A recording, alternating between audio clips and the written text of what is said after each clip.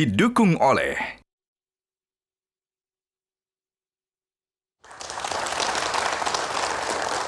Amanda, tentu penonton di studio maupun di rumah sudah mulai bertanya-tanya. Jadi ketika Amanda pertama kali menginjakkan kaki di Indonesia atau tepatnya di Jakarta, apa yang pertama Amanda lakukan? Saya langsung ke panti asuhan. Panti asuhan? Iya. Dari mana Amanda tahu ada panti asuhan ini? Itu luar biasa kisahnya. Ada beberapa panti saya cari online dan saya kirim email bagaimana kalau saya datang menjadi volunteer, dan setelah lama panjang ceritanya, lama saya menunggu jawaban sampai saya di situ saja sebelum berangkat sudah mau menyerah, dan saya bilang ke mama, saya pulang, saya nggak jadi saja ke Indonesia. Saya udah kirim email ke beberapa panti asuhan, tidak dapat jawaban. Saya kuliah saja, Mak. Saya udah nunggu sebulan lebih.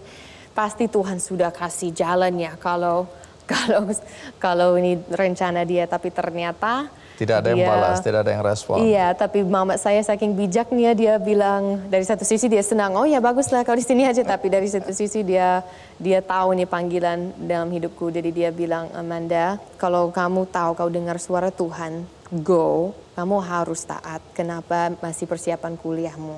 Harus benar-benar batalkan kuliah, baru Tuhan akan bekerja. Dan itu yang terjadi. Esoknya langsung saya buat di medsos. Saya tidak punya medsos lagi, tapi dulu punya medsos. Saya buat di Facebook, saya tidak akan kuliah, dan saya langsung telepon pelatih semua, dikasih tahu saya tidak akan kuliah. Dan 3 hari kemudian saya dapat balasan dari panti itu di Jakarta Timur. Silakan dengan senang hati datang ke sini. Dan sampai sekarang hanya satu panti itu yang membalas email. Jadi ya saya menguji Tuhan, tapi Tuhan yang menguji saya ternyata.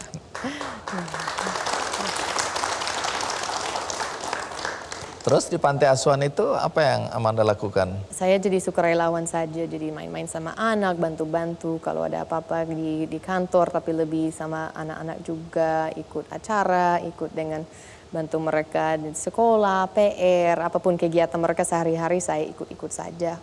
Pasti pertama kali saya datang juga saya belum bisa berbahasa Indonesia, jadi terbatas apa yang saya bisa lakukan. Jadi paling hanya peluk-peluk mereka, cium mereka, ya ngobrol sebisa mungkin pakai Pak Google Translate. Ya ada banyak yang ya hal kecil apa yang ada saya berusaha membantu begitu Pak. Tapi yang paling penting bagi saya bangun hubungan sama anak-anak, dan saya melihat ya sedikit staff banyak anak, jadi saya berusaha paling tidak setiap anak setiap hari dapat pelukan, dapat perhatian begitu. Makan, tidur dan lain-lain di mana? Ya di sana ikut dengan panti asuhan itu, apapun yang mereka makan saya makan, tinggal di situ bersama dengan mereka. Saya sharing ada satu kamar staff bersama dengan staff yang lain pada saat itu. Apa enggak susah menyesuaikan diri dengan situasi dan kondisi hari itu? Iya, susah sekali. Tapi ya yang buat saya kuat itu teringat korbanan Tuhan Yesus. Inilah kita rayakan Natal. Kadang saya merasa wow manja sekali saya merasa saya meninggalkan Amerika, tinggal di panti asuhan di Jakarta ya. Saya belajar ketika saya mengalami kesulitan yang saya merasa tidak ada jalan keluar, saya tidak kuat. Hanya awal-awal saya hanya nangis dan berdoa, berlutut bisa berjam-jam setiap hari, nangis, Tuhan saya nggak kuat.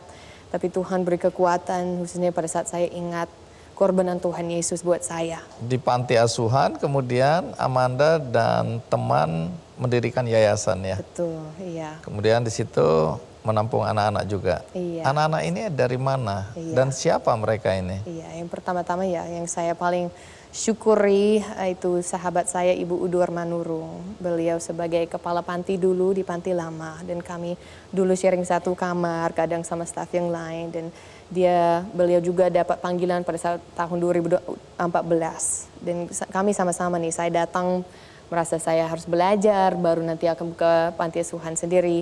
Beliau juga sama, dapat panggilan yang sama bervisi dari saya. Dengar suara Tuhan, akan ada saatnya kamu punya panti, begitu. Jadi setelah saya udah bisa berbahasa Indonesia, kami sedang menobrol dan saya cerita panggilan saya, dia juga cerita panggilan dia, dan kami merasa, wah ini tidak kebetulan. Tuhan pertemukan kami, itu benar-benar rencana Tuhan luar biasa. Dan kami berdoalah Tuhan sediakan anak-anak yang membutuhkan. Jadi kami tidak jaga privasi anak-anak, kami tidak boleh sharing latar belakang mereka, tapi prinsip kami itu benar-benar satu home bagi anak-anak. Kami tidak mau mereka merasa mereka dibesarkan di dalam institusi. Mereka harus setiap anak wajib mendapatkan suasana home, sosok seorang ibu atau ayah kalau memungkinkan.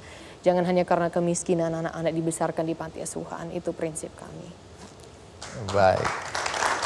Dan Ibu Manurung ada bersama kita ya. Ibu boleh berdiri, Bu. Ya, kita berikan aplaus yang meriah untuk Ibu Manurung. Terima kasih.